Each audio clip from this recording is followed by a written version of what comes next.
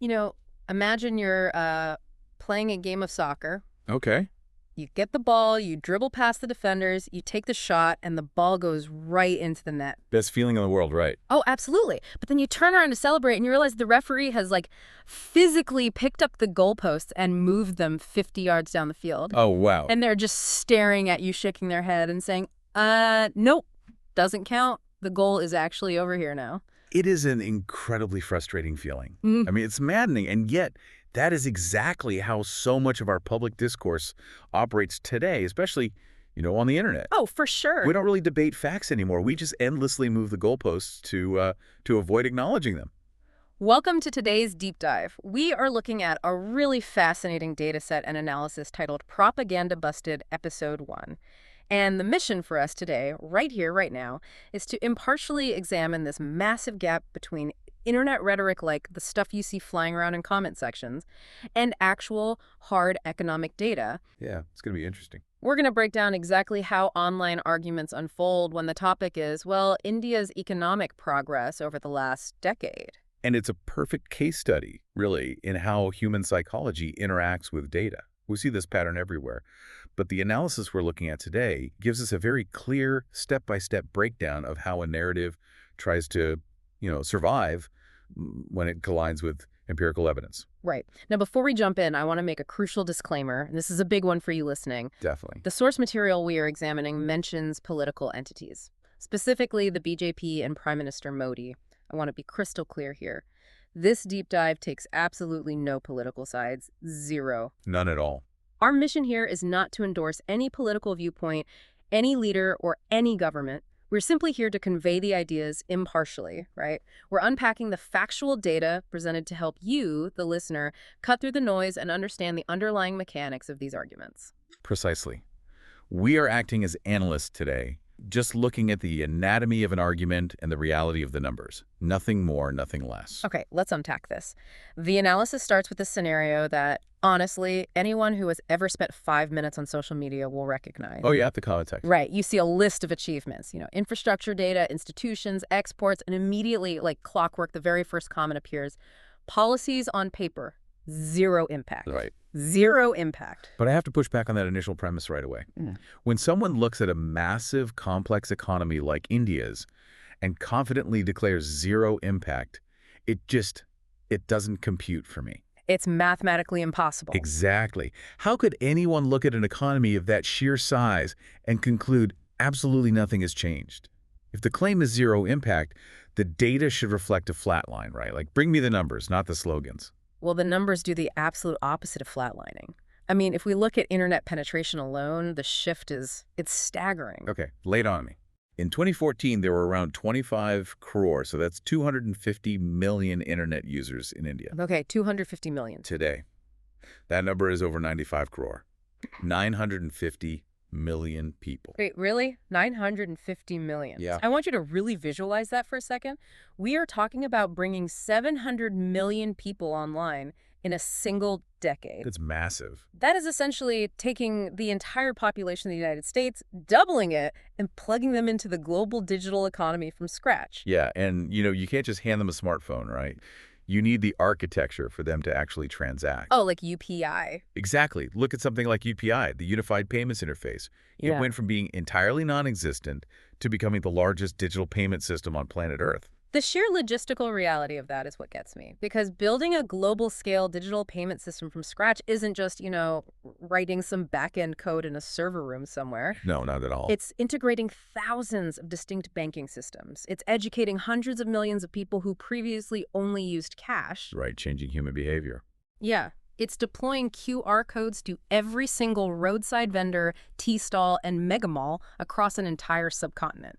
You literally cannot do that without a massive systemic impact on the informal economy. People are building credit histories for the first time just by, buying groceries. Yeah, and the physical infrastructure mirrors that digital build-out, doesn't it? Oh, complete. I mean, the physical transformation is just as pronounced. Metro rail networks expanded from around 250 kilometers to over 1,000 kilometers. Wow. The number of airports went from 74 to over 160. Expressways, and we are talking about high-speed, controlled access highways here, not just paved roads. They jumped from about 1,000 kilometers to over 6,700 kilometers. So almost a 600% increase on expressways. But, let's pause on the airports. What does an airport actually do to a local economy? Because it's not just a place for planes to land, right? Exactly. An airport fundamentally rewrites the economic geography of a region. How so? Well, when you drop a new airport into, say, a Tier 2 city, you immediately change the logistics for supply chains. Perishable agricultural goods can suddenly reach international markets. Oh, because they don't rot in a truck for 3 days. Right. And regional business hubs start forming because executives can actually fly in and out in a single day. Hospitality jobs surge, real estate values recalibrate completely. That makes total sense. Even defense exports, right? Mm. Which is a highly complex manufacturing sector requiring massive coordination. That surged from around 700 crore rupees to over 23,000 crore. Wait, 700 to 23,000? That's insane. It is. And you are not just exporting products at that point. You are proving to the global market that your precision manufacturing ecosystem is reliable. So, okay, the whole zero impact claim instantly collapses under the weight of basic logistics. Like, you can't build 5,700 kilometers of expressways and just hide them. Right. You can't fake over 80 new airports. They are poured in millions of tons of concrete.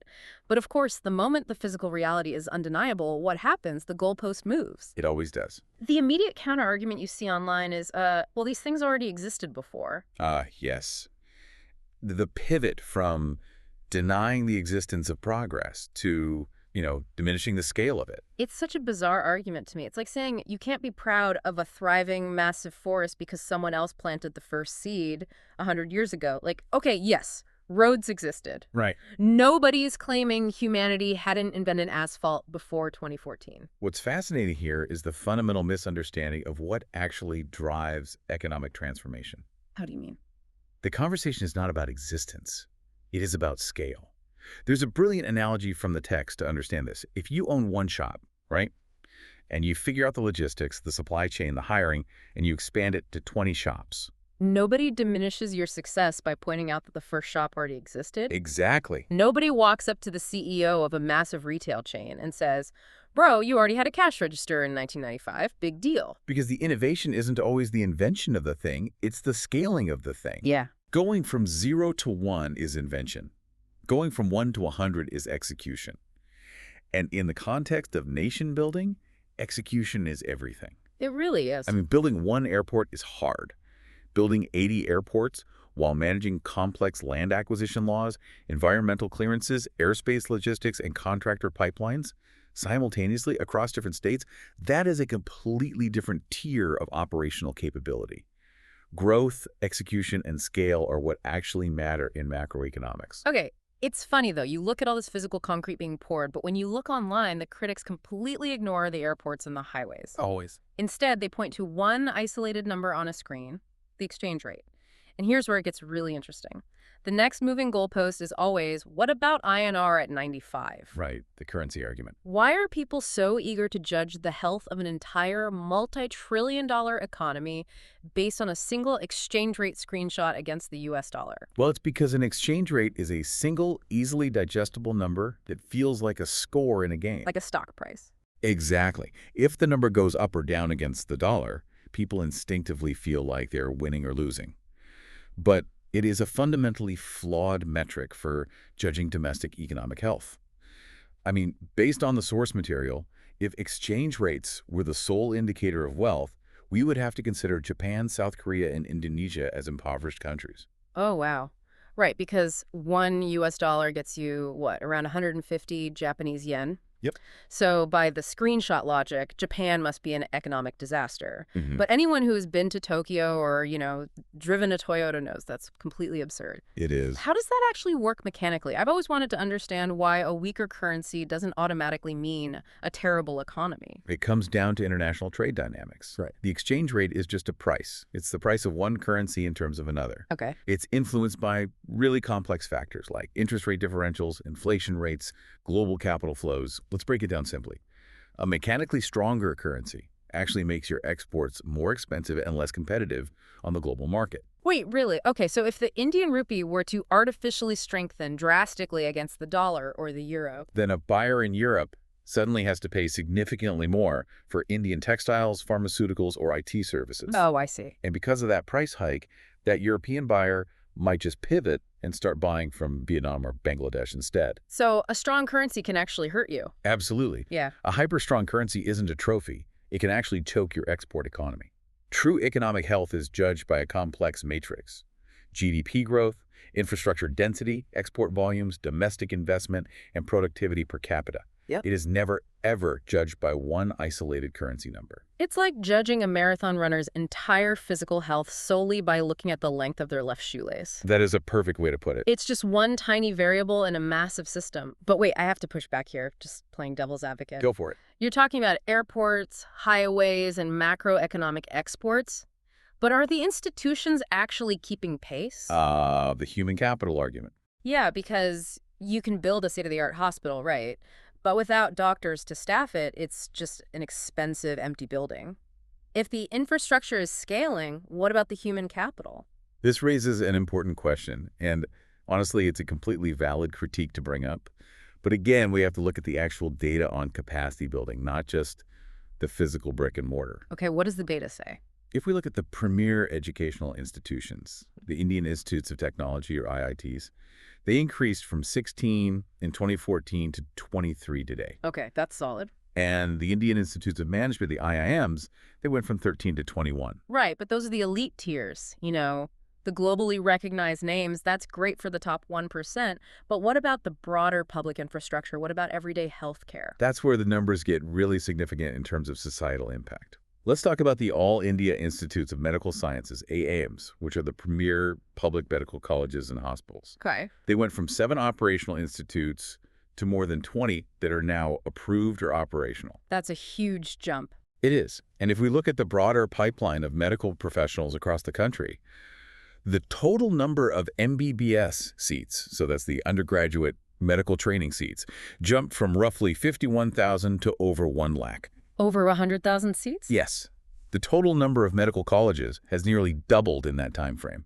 I want to pause on that for a second because the downstream effects of that are staggering. I want you, the listener, to really consider what doubling medical seats means for everyday healthcare access. It changes everything. Right. We aren't just talking about building classrooms. We're talking about injecting 50,000 additional doctors into the workforce every single year, compounding over time. Exactly. That fundamentally alters the doctor-to-patient ratio for over 1 billion people. It directly changes wait times in rural clinics. It impacts maternal mortality rates because there's finally a trained physician within a 20-mile radius. It's the ultimate 20 shops scale-up applied directly to human capital and longevity. And that data shows a massive, synchronized expansion of institutional capacity designed specifically to match the physical infrastructure. It's a parallel track of development. You're building the hospitals and simultaneously doubling the pipeline of professionals required to run them. Okay, so the domestic growth is there, the institutions are expanding, the infrastructure is scaling, but I see headlines all the time about massive foreign pullouts. Right, the FII argument. Yeah, this big FII exodus that everyone talks about on social media. If things are so great domestically, why is that money leaving? So what does this all mean for international confidence? Are foreign investors actually fleeing? Well, it sounds alarming when you read a headline about an exodus, but that alarm usually comes from a fundamental misunderstanding of international finance. Yeah. We connect this to the bigger picture. We have to distinguish very clearly between FII, which is foreign institutional investment, and FDI, foreign direct investment. They are entirely different beasts. I always think of it like this. FII is like dating, and FDI is like getting married. I love that analogy. Right, because FII is hedge funds and mutual funds buying stocks and bonds. They can, swipe right, put their money in on a Tuesday, and then swipe left and pull it out on a Thursday if they get spooked by a headline or if interest rates change somewhere else. It's hot money. That is a brilliant way to conceptualize it. Yeah. FII is highly liquid and highly volatile by design. I mean, FIIs move money in and out of every country concept. It's just what they do. Exactly. They're reacting to global macroeconomic shifts, especially what the U.S. Federal Reserve is doing with interest rates. If the U.S. raises rates, FII naturally flows back to America for safer yields. It reacts to wars, short-term market cycles, and general risk appetite. A fluctuation in FII is just normal market breathing. It is not an indicator of systemic economic collapse in the host country. Right. If you want to know if someone is actually committed, you look at the marriage, you look at FDI. Exactly. Foreign direct investment is when a global company physically moves into a country. They buy land, they build factories, they hire thousands of workers, and they deeply integrate into the local supply chain. You cannot pull a billion-dollar manufacturing facility out of a country on a Thursday afternoon just because the stock market dipped or inflation ticked up 0.25%. Right, it's bolted to the ground. It is a long-term structural commitment. And what does the data show about that commitment? Like, who is actually building? Oh, the physical expansion is staggering. Apple is rapidly expanding its manufacturing footprint, moving significant portions of its supply chain. Samsung expanded, Google expanded, Microsoft expanded. All the heavy hitters. NVIDIA is actively expanding its presence and partnerships.